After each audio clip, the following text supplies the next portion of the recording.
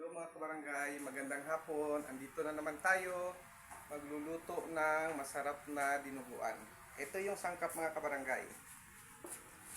Luya, sibuyas, bawang, sili. Ito yung, ang gamit kong karne mga kabarangay is maskara ng baboy. Kasi masarap din to. Ito yung dugo. Ayan na mga kabarangay, umpisahan na natin mag-isa. Let's go! Kumahin natin ang luya.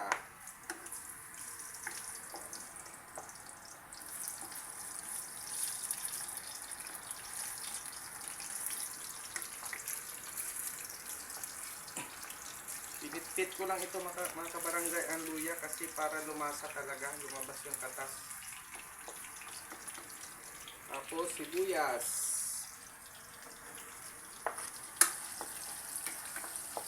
Yan mga kabarangay.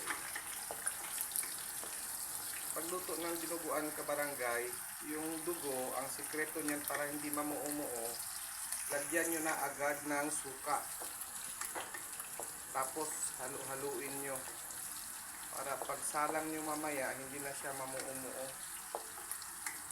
Pangit pa kasi yung dugo pag namuo.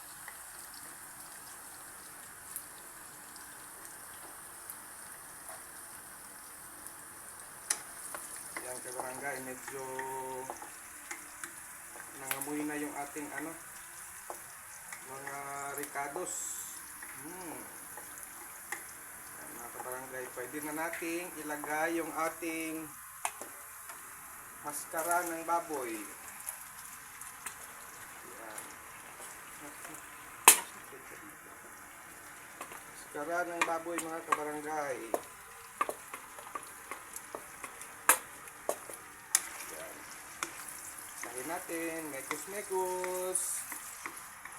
Mekos-mekos. Tatasan natin konti yung apoy. Yan mga kabarangay.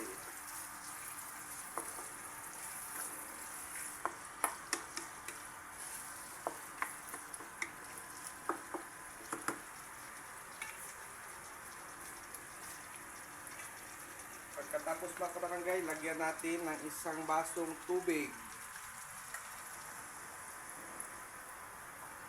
Bahagya natin timplahan mga kabarangay. Lagyan natin ng patis. Sarap yung patis kasi lumalasa talaga siya sa loob ng karne. Yan. Tapos lagyan natin ng Ajinomoto uli. Konti lang. Ang blend lang yan. Tapos lagyan natin ng suka. Pag lagyan na ng suka mga kabarangay, huwag nyo munang halu-haluin ha. Hayaan mo suka maluto. Tapos takpan natin. Balikan natin ng after 15 minutes mga kabarangay para talagang lumambot yung maskara ng baboy. Okay, see you around. Go. And guys, after 15 minutes, ito na siya. Bango. Yan na guys, oh. Malambot na yung ating karne. Lagyan natin guys ng ihulog muna natin tong sili na para masabay siya sa luto mamaya sa dugo. Tapos guys, lagyan natin ng konting sugar. Optional lang to guys, depende lang sa inyo kung gusto nyo. Kung ayaw nyo naman, okay lang. Basta importante sa dinuguan, nagibabaw yung konting asin.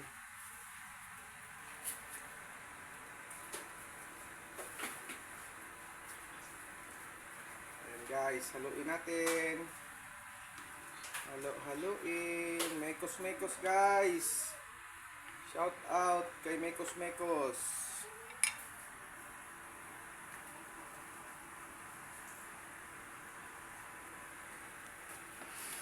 Yan. Eto na guys, malambot na yung karne. Be sure guys ha, na malambot na ang karne bago ilagay nyo na ang dugo. Ito na yung dugo mga guys. Haluin natin kasi yung suka doon para ma-mix din siya. Ayan guys, lagay natin yung dugo. Estimate nyo lang guys, huwag yung ubos lahat. Estimate nyo lang na pangit din kasi yung dinuguan na maraming na sobra ang dugo. Paglagay nyo guys, kailangan halu-haluin nyo muna guys. Para although hindi na siya ganong mamuo kasi may suka, mas maganda na yung sigurado. Yan.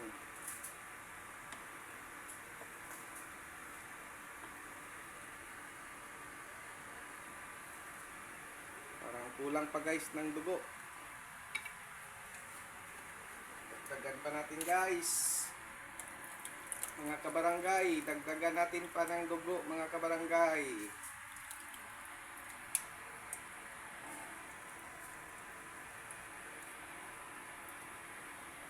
Ayan mga kabarangay, sakto na yan.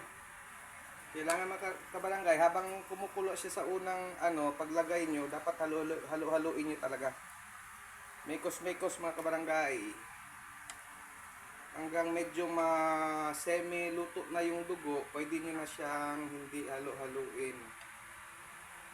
Ang dugo mga kabarangay, kailangan lutuin to ng mga at least mga another 15 minutes kasi kailangan luto talaga siya. Malangsa kasi kabarangay pag Pero kabarangay, yung dugo kanina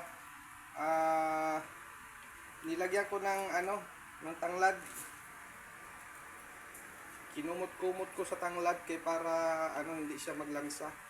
Hindi ko na lang pinakita kanina kasi konti lang yung oras natin sa video eh. Mahaba yun pag pinakita ko lahat. At least alam nyo na mga kabarangay. Yan.